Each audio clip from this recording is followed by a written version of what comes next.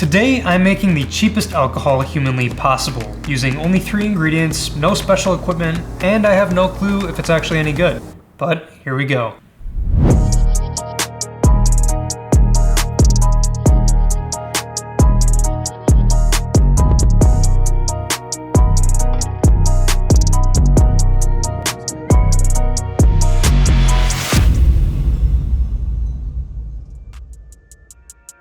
Alright guys, I am here at Walmart and we're going to see if we can't find equipment and ingredients to make the cheapest alcohol we possibly can. I don't want to have to order anything online, I want to get it all from the store, so let's see what we can find. We could go through and actually make fermenters out of the jars, but the issue is each one is like 20 bucks. This gallon jar is $17.43, this one's 20 bucks. I think I have a better idea. The cheapest water they have in the water section is $1.34, and then there's distilled water for $1.37. But as I was walking around, I actually found a cheaper gallon of water. This is in the baby section, I guess you would call it. And look at this, guys. $1.26 for a gallon of distilled water. And I think we'll see if we can't use this gallon as a fermenter as well.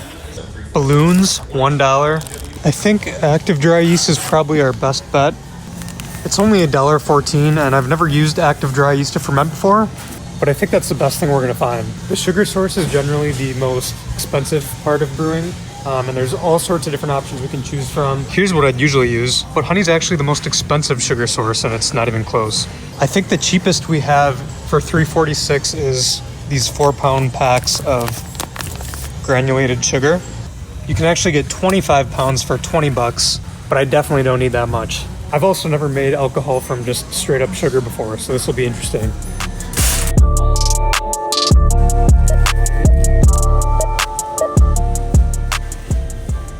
So everything we got, including ingredients and equipment, came out to $6.92, and we have enough to make well over a gallon's worth of alcohol. That's insane. So if you feel kind of lost or confused and you have no idea how these ingredients will turn into alcohol, don't worry, I'll explain it, but essentially all we need to do is mix up the yeast, sugar, and water.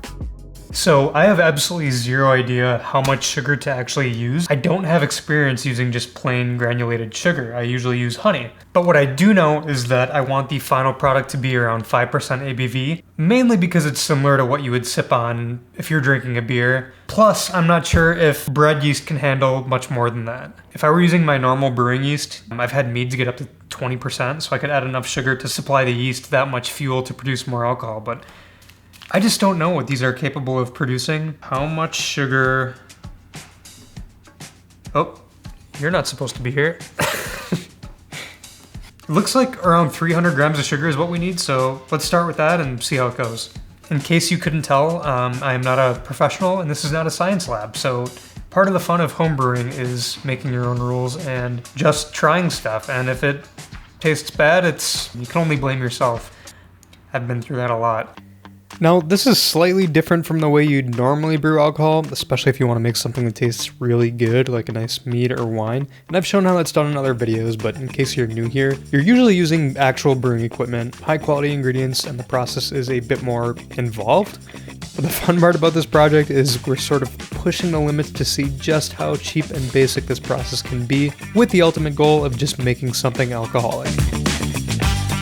Now, I know I said the only equipment I was going to use was what I got from the store, but I do want to use a hydrometer because this will measure the sugar in here and tell us how strong it'll get in terms of alcohol. If I do it and you know how much sugar and water I used, you won't need to take any measurements and you'll know exactly what your final ABV will be. So you're welcome.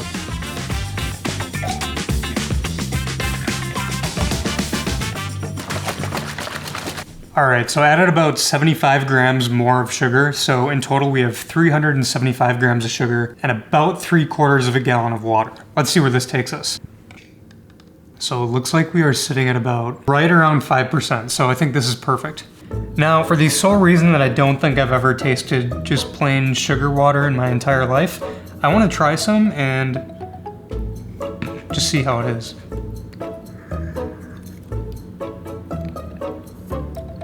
Well, that was the most unsurprising thing I've ever tasted. Tasted like sugar water. Who would have known?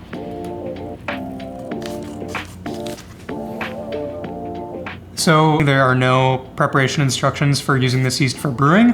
There are preparation instructions for bread making, but that is not helpful here. If this is anything like brewing yeast, we shouldn't have any issues if we just dump it right in. Well, I shouldn't say that. It's usually not great for the yeast. You usually want to hydrate them and acclimate them, but this is bread yeast. I don't know what to do with it. We're just gonna dump it in.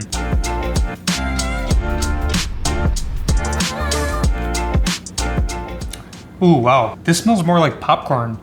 As crazy as that sounds. It's almost got like a buttery, like oily smell to it, which brewing yeast just sort of smells more like bread, ironically. All right, ladies and gentlemen, what we have here is sugar, water, and yeast. This isn't far off from Prison Hooch at this point, which I've actually made before, so check out that video if you haven't seen it. Now, what we need to do is get this mixed up, and then we will add an airlock, which I'll explain in a second. So if you haven't seen my videos before, basically the way the process of fermentation works is that our yeast will consume these sugars in whatever it is you're trying to ferment, and they'll produce alcohol as a byproduct. However, they're not only producing alcohol, they're also producing CO2 gas. And that gas is constantly being churned out as it's fermenting, usually over the course of a few weeks. So we need a way for that gas to escape as this ferments, because if we were to just keep it sealed, it would probably explode, make a big mess, and it's not fun. Now, normally what you would use is an airlock, which I'll show you in a little bit. That's something you can't really find at the store. You have to order it online. They're not expensive. They're really easy to use. But I kind of wanted to show an alternative method if you don't want to go through the process of ordering one online. And for that, all you need is a balloon.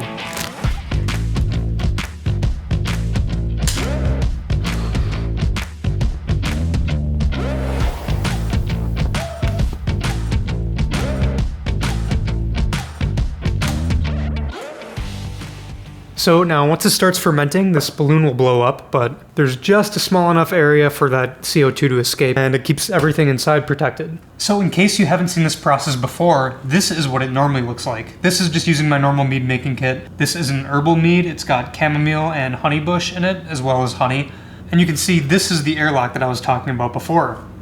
This is doing the exact same thing. It's just a different setup. But essentially both of these serve as vessels to allow fermentation. So I was doing some investigating, and there's actually one other sugar source that we could have used that's actually cheaper than sugar itself, and that's rice. And for that reason, rice is used to make alcohol all the time. The reason that we didn't use rice and that we opted for just plain sugar instead is because rice requires some additional processing steps to convert these starches into actual sugar, which also requires ingredients that I don't think we could have found from Walmart.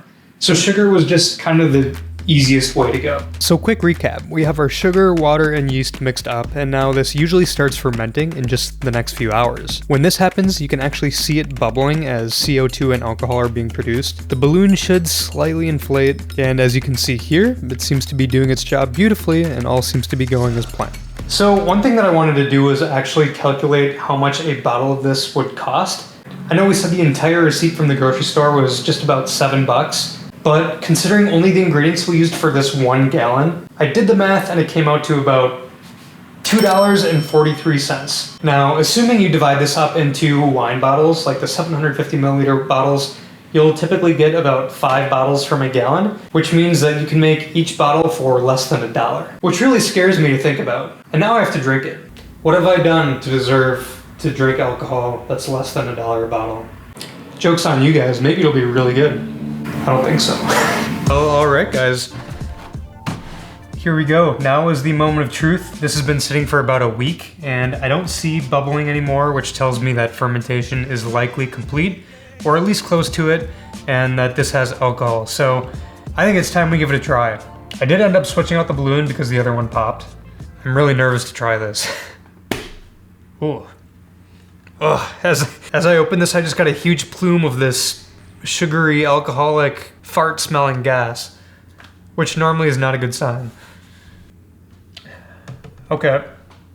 Sometimes I find myself having difficulty putting certain smells and flavors into words. Some people are really good at that. But the best way that I can describe the way this smells is like bread that's been farted on. You get a little bit of that like sulfur, like rotten egg smell, which is actually a pretty common byproduct of yeast when they are stressed or when they don't have the perfect conditions to ferment. It's just the production of hydrogen sulfide. And that's why if you do things the right way and you're making mead, typically you don't get those off scents.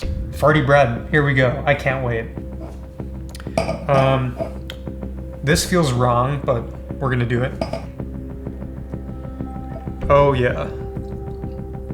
Look at that. I mean, it is just a beautiful milky white. Look at that. It looks like something that I shouldn't say on camera. Okay. So, it's still carbonated because the CO2 that's been created hasn't had a chance to fully dissipate yet, but which is actually good. It really reminds me of like a seltzer.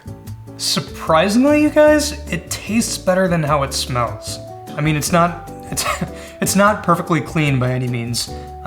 There is a little bit of bitterness, there is a lot of tang, a little bit of bread, but all in all, it's sort of, I guess, just bland and flavorless compared to what I'm used to. The alcohol is strong tasting, even though this is only 5%. But I will say that this is something that I think could be masked by other flavors if you were to add it to a mixed drink or throw in some of those, like the Mio flavor squeeze things. I mean, when you make things with the cheapest ingredients, using the most basic methods available, you're sort of bound to create something that's not up to typical standards of homebrewing. It's not something that I enjoy by any means. It's not something that I would recommend or be happy to give out, but if your goal is to try to make something super cheap, super quick, you could get away with making a recipe like this. Could have been a lot worse.